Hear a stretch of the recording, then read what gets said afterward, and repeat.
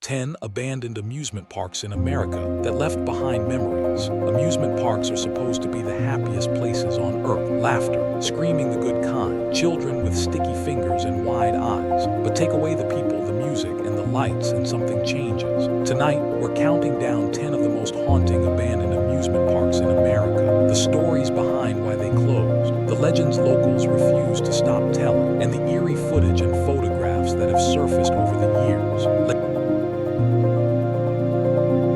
Deep in the Mojave Desert, where temperatures can hit 120 degrees and the ground cracks like old bone, there is a water park. No water, no people, just concrete slides, rusted metal, and the kind of silence that makes you want to leave immediately. Lake Doller's Water Park in Newberry Springs, California, opened in 1962, and for decades it was considered a desert miracle, a full water park rising out of nowhere between the sand dunes. Families would drive hours just to get there, but Lake Doller's had a cursed cycle. It opened, closed, reopened, closed again. By the time it finally shut down for good in the early 2000s under the name Rockahula Water Park, it had already accumulated a dark reputation. Injuries, accidents, a string of incidents that drew lawsuits and inspections. Today, the slides are still there, crumbling, graffiti covered. The pools are dry and cracked, filled with desert debris. The entry gates are chained. But here's what gets people when urban explorers break in and photograph the place at dusk. The light hits those empty water slides and it looks like something out of a fever dream. Some visitors report an unnerving feeling that they're being watched. In the middle of the desert, miles from the nearest town, no explanation, just that feeling. The desert doesn't give up its secrets easily, and neither does Lake Doller's. Williams Grove Amusement Park, Pennsylvania. Pennsylvania has always had a darkness running beneath its history, and Williams Grove Amusement Park fits perfectly into that legacy.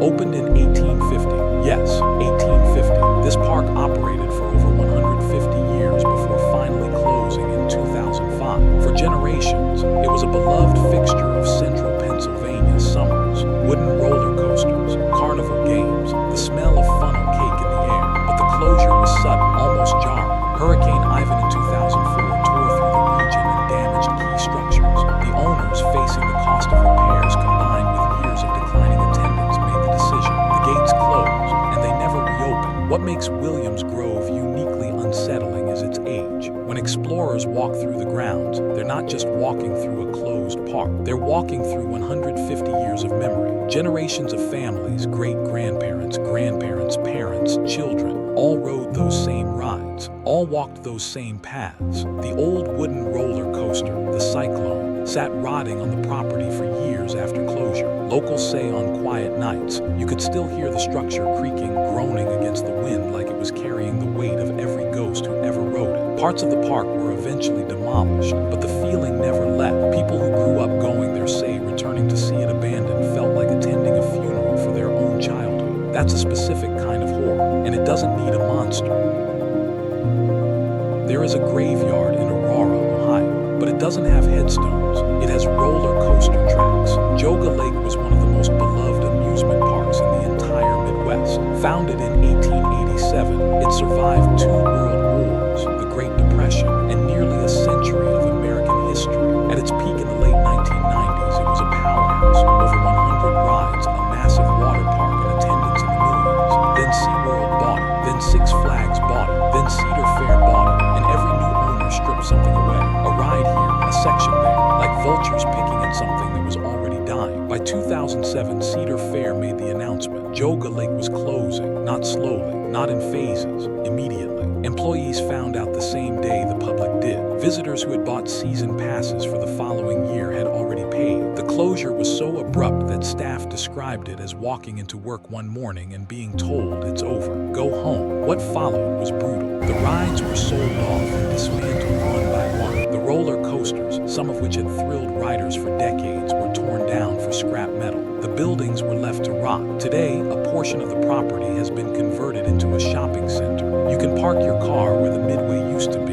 You can walk into a grocery store that sits on the bones of a century-old amusement park. But the old water park section, still abandoned, still standing, rusting quietly beside the new retail development like a ghost that refuses to move on. Former employees and visitors still gather online, sharing photos, sharing memories. There's a grief in those posts that feels raw even now, almost 20 years later. When a place cares doesn't just disappear, it lingers.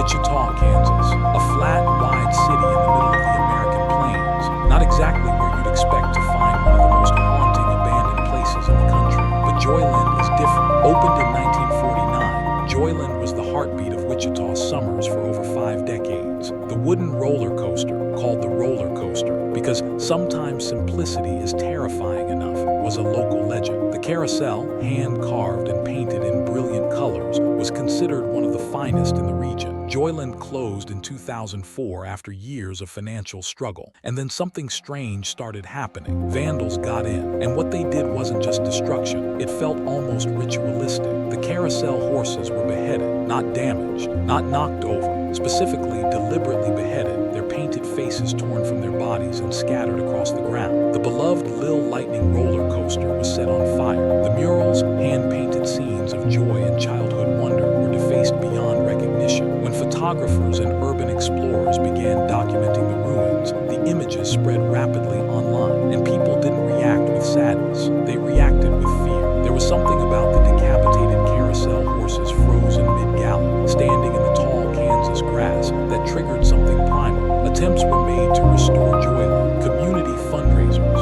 passionate locals, but each revival effort seemed to collapse, as if the park itself had decided it was done. The roller coaster was eventually demolished for safety reasons. The carousel was removed and placed in storage. What remained of it? What's left on the grounds now is almost nothing, but the photographs from inside Joyland during its abandoned years remain some of the most circulated, most shared, most deeply unsettling images in the entire urban exploration community. Those headless horses made sure of that. Olympic Park, New Jersey. New Jersey has a specific kind of darkness. Dense, industrial, historical, a state that has seen everything and forgotten nothing. Olympic Park in Maplewood, New Jersey opened in 1887, and for nearly 80 years it served as one of the premier amusement destinations on the East Coast. Roller coasters, a ballroom, rides imported from Europe, crowds that stretch for hours. It closed in 1965, a victim of changing times, urban sprawl, and the slow death of the classic regional amusement park. The land was eventually developed, but here's what makes Olympic Park's story cut differently.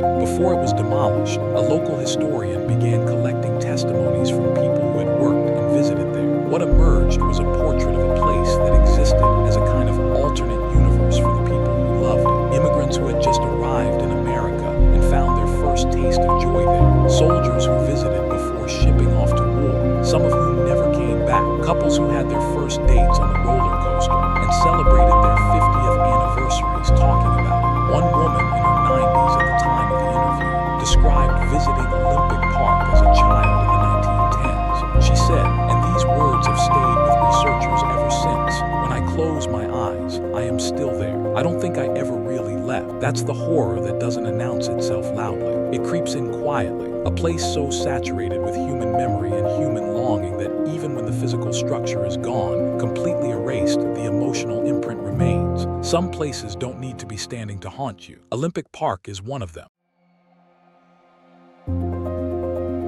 There is a place in Shreveport, Louisiana, that locals refuse to drive past after dark, not because of what it looks like now, but because of what happened inside it when it was still open. The Discovery Zone Family Entertainment Center opened in the early 1990s as part of a nationwide franchise chain. Bright colors, foam pits, climbing structures, birthday parties, everything designed to feel safe, warm, innocent. But the Shreveport location carried something the corporate branding couldn't cover up. 3 separate incidents of children being injured on the premises in ways that were never fully explained to the public. Staff members who quit suddenly and refused to discuss why. A general manager who, according to former employees, began behaving erratically in the months before the location shut down, insisting that certain rooms be locked at specific hours. That specific equipment never be used after sundown. When the Discovery Zone chain collapsed nationally in the late 1990s, this location closed with it. The building sat empty for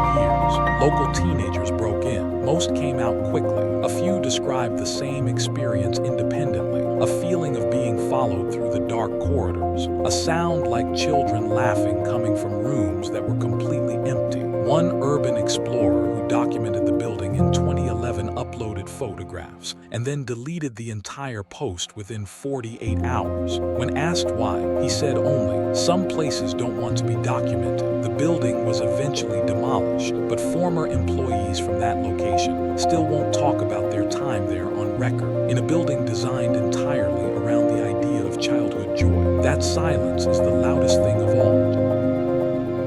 If you could freeze a single moment of American history and walk through it, decaying, overgrown, untouched, Chippewa Lake Park in Medina County, Ohio would be that moment. Opened in 1878, Chippewa Lake Park ran for over a century before finally closing in 1978. And here is the detail that separates it from every other abandoned park on this list. Almost nothing was removed. The roller coasters, the carousel, the ballroom, the midway structures. For decades after closure, they simply sat there, rotted, being swallowed by the forest that crept in from every direction. Trees grew through the roller coaster. Vines consumed the ballroom ceiling. The carousel horses disappeared under layers of rust and moss.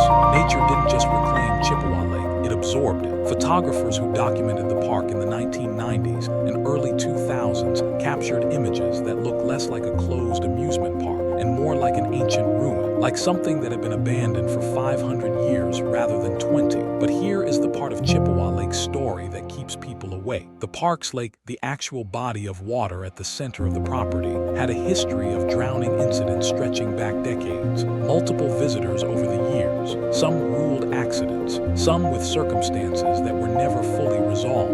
Local legend held that the lake itself was the reason the park could never truly thrive, that something beneath the water had always been hungry, that the laughter of the park above was just noise, the lake underneath was the truth. Demolition of most structures began in 2016, but the lake remains. It's still there, still dark, still quiet, and according to people who live nearby, still watched. MONT.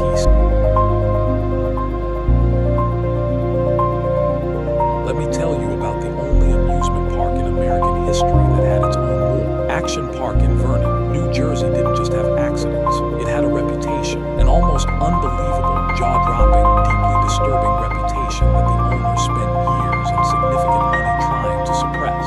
Opened in 1978, Action Park was built on a single philosophy: the less supervision, the better. Rides were designed by people with no engineering credentials. Safety inspections were treated as suggestions, and the guests, many of them were teenagers, unsupervised. In the 1980s, the results were catastrophic. The Cannonball Loop, a water slide with a full 360-degree loop, was so dangerous that the park tested it with crash test dummies before opening. The dummies came out in pieces. They opened it anyway. The Alpine Slide, a cement and fiberglass track where riders controlled their own speed, resulted in hundreds of lacerations, broken bones, and severe road rash injuries every single season. And then there were the deaths. At least 6 people died at Action Park between 1978 and 1996. Drownings, electrocution, a go-kart accident, each one documented, each one, critics argued, preventable. The park's owner reportedly took out multiple life insurance policies, some allegedly on guests, and local ambulance services became so familiar with Action Park, calls that medics nicknamed their runs out there the Action Park Shuffle. Local hospitals had a specific Action Park injury protocol. The park closed in 1996 under the weight of lawsuits, investigations, and a legacy so dark that it became the subject of a documentary, multiple long-form investigations, and a book. It briefly reopened under new ownership and a new name, trying to scrub the history clean. But you cannot rename death. You cannot rebrand what happened to those 6 people. Action Park remains the most visceral reminder that sometimes the horror isn't supernatural. Sometimes the horror is just human beings making decisions that they knew were going to hurt someone, and doing it anyway. Tennessee, a city built on the blues on the Mississippi River, and on a history so layered with grief and beauty that it bleeds into everything around it, including its abandoned amusement park. Libertyland opened in 1976 as part of America's bicentennial celebration. It was Memphis's park, deeply local, deeply loved. The Grand Carousel, built in 1909, was considered a national treasure. Hand-carved wooden horses, original paint, nearly a century of children's hands gripping those poles. And there was one other thing Libertyland was famous for: Elvis Presley. Elvis grew up in Memphis, and every single year after Libertyland closed to the public for the night, the park would open privately, just for Elvis and his friends. He rode the roller coaster called the Zippin' Pippin so many times that staff said he had a specific way he liked to ride it. Front car, hands up, every time. The Zippin' Pippin was Elvis's favorite ride on earth. He rode it the night before he died in August 1977.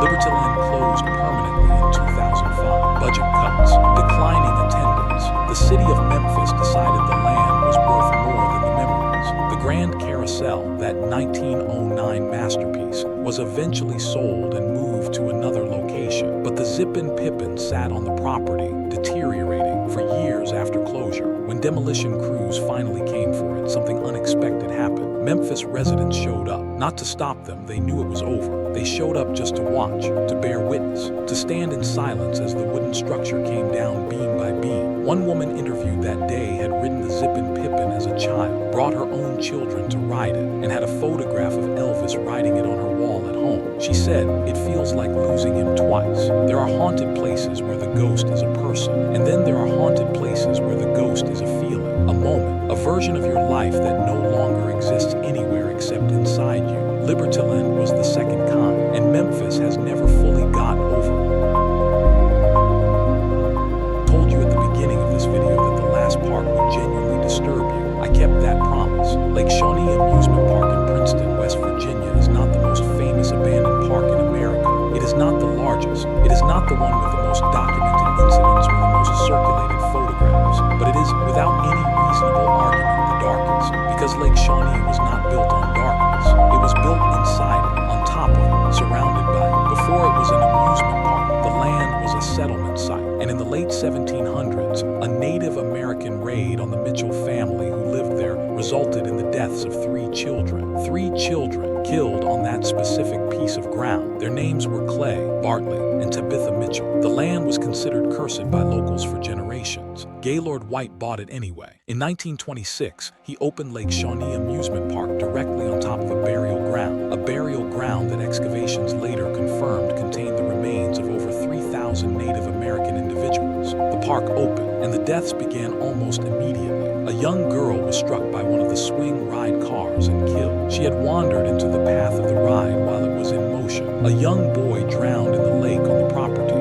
the same lake that sat above the burial ground. In total, at least 6 people died at Lake Shawnee during its years of operation. The park closed in 1966, and unlike most abandoned parks, unlike Chippewa Lake, unlike Joga Lake, unlike all the others we visited tonight, Lake Shawnee was never demolished, never cleared, never developed. The rides are still there, right now tonight as you watch this. The swing set that killed that little girl is still standing, rusted, the chain still intact. When the wind blows across Lake Shawnee, and it always blows there, locals say it never truly stops. Those swings move on their own, no one sitting in, no mechanical explanation, just the wind and the chains and the slow arc of a ride that took a child's life decades ago, still swinging as if she never got off. The current owner, a descendant of Gaylord White, has chosen to keep the property exactly as it is. She gives tour. She knows the history. She does not try to minimize it or sanitize it. She says simply, the land has memory. You don't clear that, you respect it. Archaeological surveys of the property have confirmed that the burial ground beneath the park is extensive, that the land was sacred long before Gaylord White arrived, long before the roller coasters and the swing sets and the cotton candy.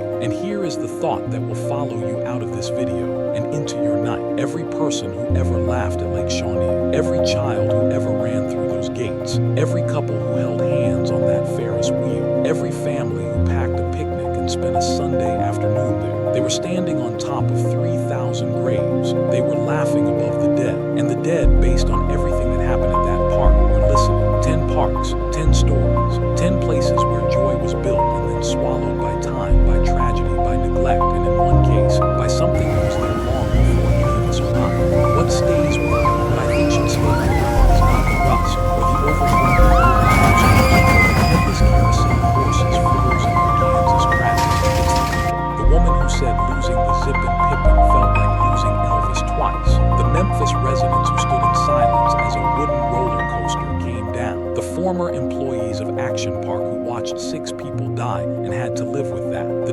descendants of the Mitchell children, whose family's tragedy became the foundation of a fairground. Abandoned places are never really about the places. They are about the people who loved them, the people who were hurt inside them, the people who never came home from them. America is full of these locations, hiding in plain sight, behind chain-link fences and demolition orders and quiet local legends that never quite make it to the national news. And every single one of them is waiting for someone to remember, for someone to come back, for someone to ask what really happened here. If this video found you at night, good. That's exactly where it belongs. Like this video if these stories stayed with you. Subscribe if you want to keep going deeper, because we are just getting started. There are places on this earth that do not want to be found. We're going to find all of them.